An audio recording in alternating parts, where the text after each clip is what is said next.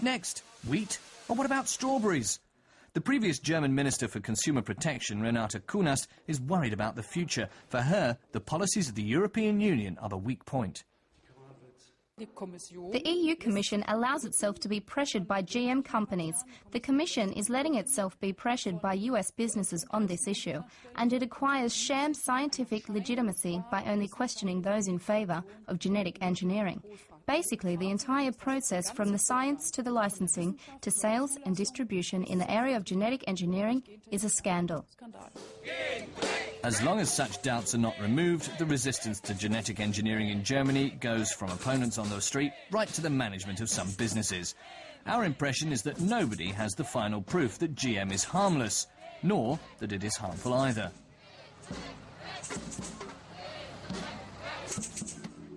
We start doing some research in Argentina. There they've been cultivating genetically modified soy for around 10 years now.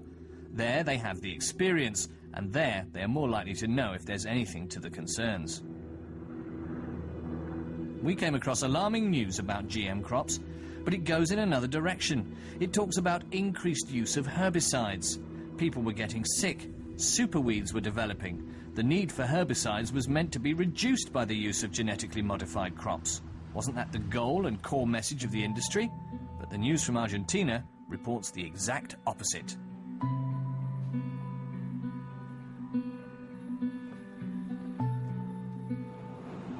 Does this eliminate the rather small advantage that was in this business idea?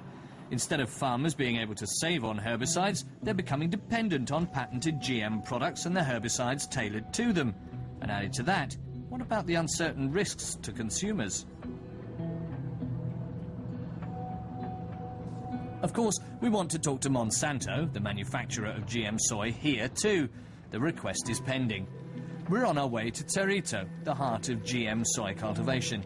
Bushes and trees are burning. Soy fields are being planted everywhere. The next morning, we meet a farmer who cultivates GM crops.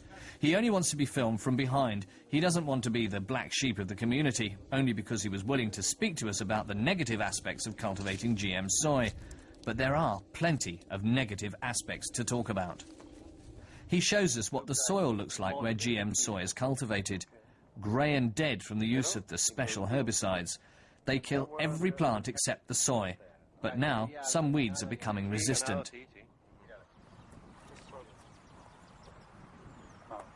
Back on his farm, he shows us the soy.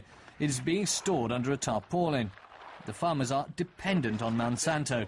The combination of patented GM products and herbicides has turned out to shackle the GM farmers. Nobody here is able to quit anymore. We want to know the story behind the increased use of herbicides. He tells us that the 1 to 2 litres they needed to spray initially to keep the weeds at bay had turned into 10 litres.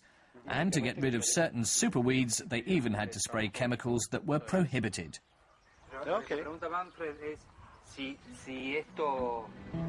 Many in Cerrito know the truth, but nobody talks about it. The people here prefer to profit from the boom. The money is rolling in, so the negative aspects are ignored.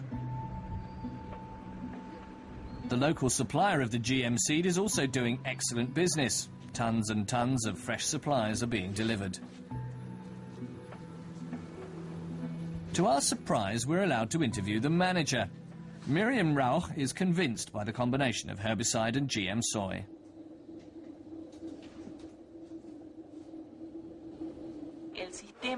When it comes to the Roundup system, it can be said that it's a good system, because the core of it is that farmers have to spray less pesticide.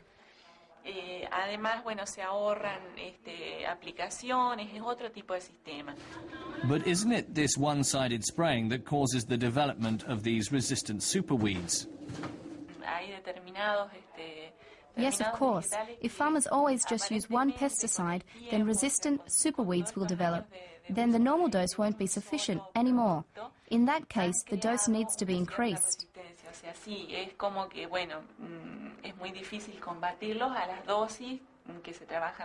But let me tell you, the people have a real psychosis when it comes to spraying.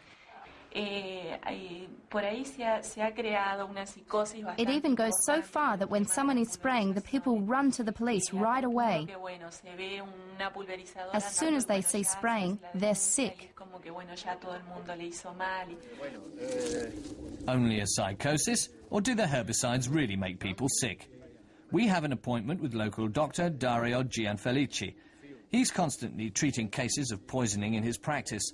He introduces us to farmer Ruben Villagra, who lives with his family and his animals in the middle of his neighbour's soy fields. The family can't escape the herbicide fumes coming from his neighbours. His cows couldn't either, and now they're dead.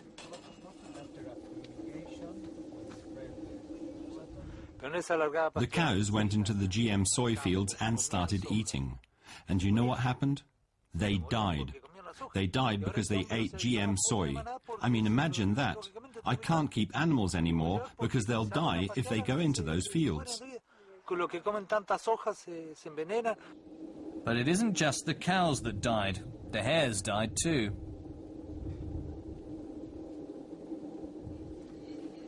And what was worst for Ruben Villagra, his family became sick. What happened last? We were all poisoned and couldn't breathe anymore. My whole family, and particularly my daughter, had to go to hospital. Had to vomit. Allergic reactions.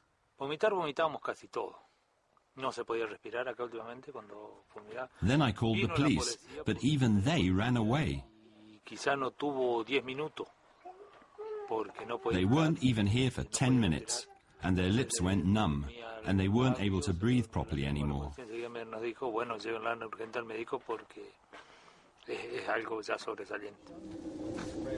Dr. Gianfelici explains the situation from his point of view and adds, Monsanto is acting with double standards. In the beginning, they came here and proclaimed GM soy to be the big solution. Then they started demanding patent fees for their products. The entire Monsanto issue is incredibly questionable.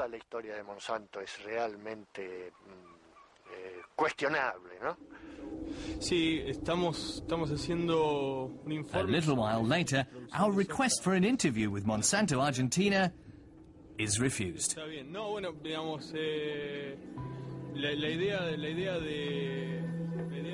Afterwards, we come across two studies that discuss a link between Monsanto's herbicide and a rare form of cancer in farm workers.